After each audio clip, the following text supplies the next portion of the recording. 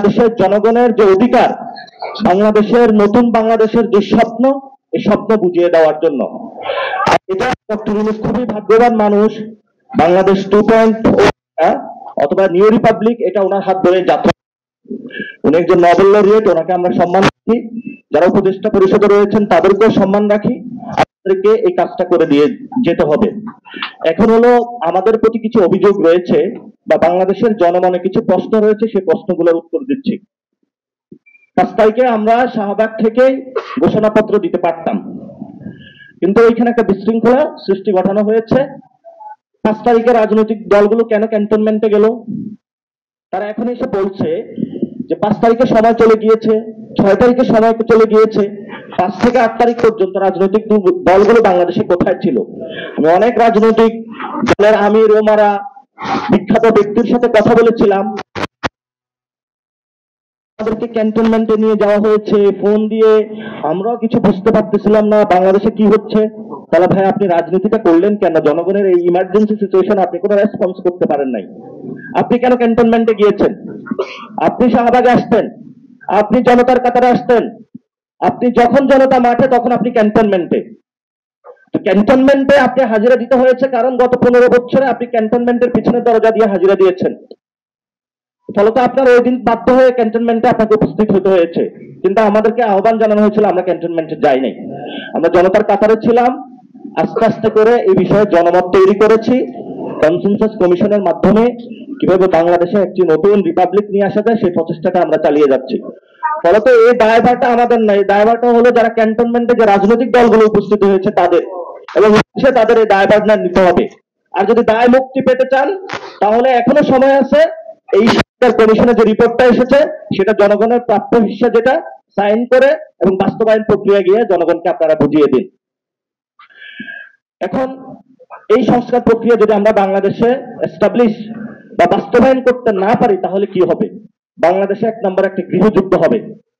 এই গৃহযুদ্ধের মাধ্যমে বর্তমান যে জিওপলিটিক্যাল সিচুয়েশন রয়েছে, আমরা এই গৃহযুদ্ধের ভার নিতে পারবো না। ফলে তো রাজনৈতিক দলের কাছে আমাদের আবেদন যে আপনারা বাংলাদেশের জনগণকে কোনো গৃহযুদ্ধের মধ্যে ফেলে দিবেন না। 2 নম্বর বিষয় হলো বহিঃশক্তির ইনফ্লুয়েন্স গুলো আরো প্রক্রিয়াগত কাজ চলছে। সেই জায়গা থেকে আমরা বলবো আপনারা লন্ডন হোক, তারপরে হলো ওয়াশিংটন অথবা বেইজিং হোক, কোথাও দৌড়াদৌড়ি করবেন না। ঢাকা হলো আমাদের সেন্টার, দক্ষিণ এশিয়ার আগামীতে ঢাকাকে সেন্টার বানাতে হবে আমাদের। এই স্বপ্ন নিয়ে আমরা কাজ করছি। ফলত যদি বিদেশে বেশি দৌড়াদৌড়ি করেন তাহলে বাংলাদেশের জনগণের সামনে আসলে জনগণ আপনাদেরকে হয়তো ঝাড়ু মিছিল দিয়ে ঝাড়ু দিয়ে পিটাবে অথবা জুতা পিটা করবে। এই জন্য হলো আপনাদের মান সম্মান রক্ষা করার জন্য, নিজেদের বাচ্চার দিকে তাকিয়ে কথা বলার জন্য বাপ হিসাবে পক্ষে আপনাদেরকে দাঁড়াতে হবে। না হলে ভবিষ্যতে আপনাদের বাংলাদেশে কোনো নিস্তার নাই। তাহলে এইসব বড় বড় পার্টি চলে গিয়ে নতুন নতুন জনগণ থেকে অটোমেটিক পার্টি গড়ে উঠবে। আর এনসিপির যে ভবিষ্যৎ অনেকে চিন্তা করে, আমরা এটা জানি, আমরা সরকার গঠন করব ভবিষ্যতে। কারণ আমরা জনগণের মধ্যে থাকবো, জনগণের কথাগুলা বলবো। জনগণ যখন আমাদেরকে আইডেন্টিফাই করতে পারবে, এইটা পক্ষে কথা বলছে, জনগণ আমাদেরকে ভোট দেবে। পিছনের দরজা দিয়ে কোনো বিদেশি এম্বাসিতেও ঢুকবো না, আমরা জনগণের সাথেই থাকবো ইনশাল্লাহ। জনগণের সাথে আমাদের মৃত্যু হবে ইনশাল্লাহ। থেকে যারা ব্যাহত করতে চায়, জনগণের কনস্টিটিউশনকে বাদ দিয়ে কোনো দলীয় কনস্টিটিউশন, ধর্মীয় কনস্টিটিউশন বা কোনো ব্যক্তির কনস্টিটিউশন যদি বাংলাদেশে কেউ কায়েম করতে চায়, বাংলাদেশে তাদের জায়গা হবে না। আর সামনে ইলেকশন আসতেছে, ইলেকশন তাহলে কেমন ইলেকশন হবে? ইলেকশন এটা হলো লাউ কদুর ইলেকশন। লাউ হলো বিএনপি, কদু হলো জামাত। তারা 4 দলীয় জোটে লাউ কদু একসাথেই ছিল, জুলাই বলেছিল লাউ তরকারি খারাপ না। কিন্তু আপনারা যে লাউ কদু ইলেকশন করতে যাচ্ছেন, সেই লাউ কদু ইলেকশনের আগে অনেকগুলো প্রসেস আপনাদের লাগবে। এই জন্য হলো আমরা বাংলাদেশে কোনো এই লাউ বিএনপি আর কদু এই জামাত এই দুইটার কোনো ইলেকশন দেখতে চাচ্ছি না।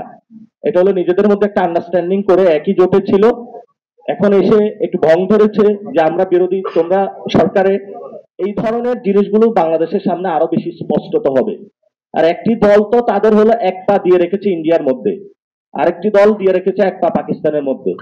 এই জন্য ছাত্রদের মধ্যে বা বাংলাদেশের জনগণের মধ্যে নতুন করে স্লোগান তৈরি করতে হয়, যেটা হলো অনেক দলেই আপনাদের সামনে স্লোগানগুলো নিয়ে এসেছে। আমরা দিল্লিও চাই না, আমরা পিন্ডিও চাই না, আমরা আসলে ঢাকাকে চাই। আর নতুন শক্তি যারাই আসতে চায় বাংলাদেশে তাদের জায়গা হবে না, কারণ বাংলাদেশের যে তরুণ প্রজন্ম 18 কোটি জনতা রয়েছে, আমরা 47-এ লড়াই করে ফেলছি, 71-এ লড়াই করছি, 24-এ করছি, 90-তেও করছি, তো তার কয়টা লড়াই করব? আপনারা কি আমাদের রক্ত চান শুধু? এই জন্য হলো আপনাদের সামনে এখনো সুযোগ আছে, এই যে অপরচুনিটিটা এসেছে, রক্তপাত বন্ধ করুন, কারণ আগামীতে রক্তপাত হলে আপনার সন্তানেরও রক্ত ঝরবে, আপনার যে বাচ্চা রয়েছে তারও রক্ত ঝরবে। সে যদি বাংলাদেশে থাকে, অনেক রাজনীতিবিদ তো তাদের বাচ্চাদেরকে বাহিরে পাঠিয়ে দিয়েছে, যারা সেলিব্রিটি রয়েছে তাদের বাচ্চাদেরকে বাহিরে পাঠিয়ে দেয়। আমরা বাংলাদেশেই থাকবো, আমরা বাহিরে যেতে পারি না। বাংলাদেশে আসলে আমাদের গড়তে হবে, এছাড়া আমাদের কোনো অপশন নাই। কারণ আপনার সুযোগ রয়েছে, আমার যে চাঁদপুরের একদম প্রান্তিক লেভেলে যে কৃষক রয়েছে তার অ্যাবিলিটি নাই বিদেশে চলে যাওয়ার পালিয়ে। সাভারে যে যারা শ্রমিক রয়েছে তাদের বিদেশে পালিয়ে যাওয়ার কোনো সুযোগ নেই। ফলাদা আমাদের সামনে যে সুযোগটা এসেছে, আমাদের সামনে এটা কাজে লাগাতে হবে। আমরা এনসিপির পক্ষ থেকে আজকে আমাদের কিছু আলোচনায় স্টার্ট করেছি যে ওইখানে কোন কোন লোপ হোল গুলো রয়েছে বা ত্রুটিগত জায়গা রয়েছে সেগুলো আমরা অ্যাড্রেস করব। যারা এক্সপার্ট রয়েছেন তাদেরকে আমরা নিয়ে আসবো, কথা শুনবো, আপনাদের মধ্য দিয়ে জনগণের মধ্যে জানান দিব। আজকে সংস্কারের বিষয়ে একজন বাংলাদেশের বিদগ্ধ রাজনীতিবিদ বলেছেন এটা নাকি হাস্যকর। তা আপনারা দেখেন নাই ওই যে রানা প্লাজা যখন হয়েছিল বা অতীতে যখন রাজনৈতিক অঙ্গনে বাচ্চারা হলো রাজপথে লড়াই করছিল আর মন্ত্রী এমপির গুলা একটু খিখি করে হাসছিল, আপনাদেরকে সেই স্মৃতি মনে নাই? যখন এই আন্দোলনটা হচ্ছিল তখন হলে হেন তেন করে রাজাকারের বাচ্চা বলে গালি দিয়েছিল, বড় বড় আরাম কেদারা চেয়ারে বড় বড় হাসি ফুটিয়েছিল, তাদেরই বংশধররা আজকে বলতেছে যে এটা নাকি হাস্যকর। আপনি কোথায় হাসি আসে একটু বলবেন আমাদেরকে, তাহলে আমরা আপনার হাসিটা একটু বন্ধ করে দিব, তাহলে আপনার কান্না আসবে না, কারণ আমাদের এখনো কান্না আসে। এই জন্য যারা যে পলিটিশিয়ানরা বাংলাদেশে খুব হাসতে ইচ্ছা করে আমাদের কাছে একটু আসবেন, আমরা আপনাদেরকে হাসি বন্ধ করে একটু কান্না ছুটিয়ে দিব। যথেষ্ট হয়েছে, যথেষ্ট ধৈর্য ধারণ করেছি।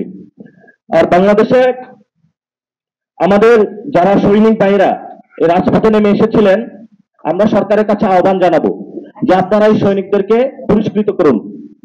একটি দুইটি মেডেল ধরিয়ে দেওয়ার নাই, যেটা আপনারা অফিসারদেরকে দিয়ে থাকেন। এই সৈনিকদের তেল জল নুনের অভাব রয়েছে, অল্প কয়েকটা টাকা বেতন পায়, সারাদিন সোজা হয়ে শটাং হয়ে দাঁড়িয়ে থাকে, কিন্তু যখন পরিবারের কাছে যায় অল্প কয়েকটা টাকা নিয়ে তাদের যেতে হয়, অথচ তারা দেশ মাতৃকা রক্ষা করে চলছে। এই যে বাংলাদেশে কোনো নিরাপত্তা ছিল না, এই মানুষগুলা নিরাপত্তার কাজ করে যাচ্ছে।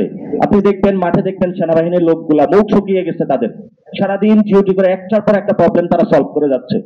আমরা ডক্টর ইউনূস সরকারের কাছে আবেদন জানাবো যে আপনি এই সৈনিক যারা রয়েছেন তাদেরকে আপনি পুরস্কৃত করুন, কাগজে কলমেও পুরস্কৃত করুন, তাদের বেতন ভাতা বাড়িয়ে দিন এবং তাদেরকে একটি সম্মান জায়গা প্রদর্শন করুন। এবং যারা অপরাপর শিক্ষক, পেশাজীবী, বুদ্ধিজীবী যারা এই মাঠে নেমেছিল, প্রত্যেকে দাবি নিয়ে আসতেছে, তাদের দাবিগুলো পূরণ করুন। আপনি যদি তাদের দাবিগুলো পূরণ করতে না পারেন, সে তো তার ফ্যামিলিতে বাচ্চার কাছে যেতে হয়। আপনি তাকে একটা পোস্ট দিয়ে রেখেছেন যে তুমি হলো অমুক জায়গার অমুক স্কুলের হলো শিক্ষক, বাচ্চা তাকিয়ে থাকে আমার বাবা তো শিক্ষক, কিন্তু সে যখন ঘরে যায় তার চেয়ে একটা যে চা দোকানদার হলে বেশি টাকা ইনকাম করে। তো এটা কি বাংলাদেশে ফাইজলামি পেয়েছেন আপনারা? এই জন্য আমরা এনসিপি রাজনীতি করবে, আমরা গণতান্ত্রিক প্রক্রিয়া যাচ্ছে, আমাদের গণতান্ত্রিক প্রক্রিয়া থেকে আপনারা অন্য জায়গায় ঠেলে দিবেন না। আমাদের সামনে যেই প্রসেসের মধ্যে দিয়ে আমরা গিয়েছি, এমন কোন বাহিনীর গোয়েন্দা সংস্থা নাই যেটা হলো অত্যাচারের মধ্য দিয়ে আমাদের যেতে হয় নাই। বাংলাদেশের একদম প্রেসিডেন্ট হাউস থেকে একদম মাঠ লেভেলের সব জায়গা পর্যন্ত আমাদের দেখা হয়ে গিয়েছে।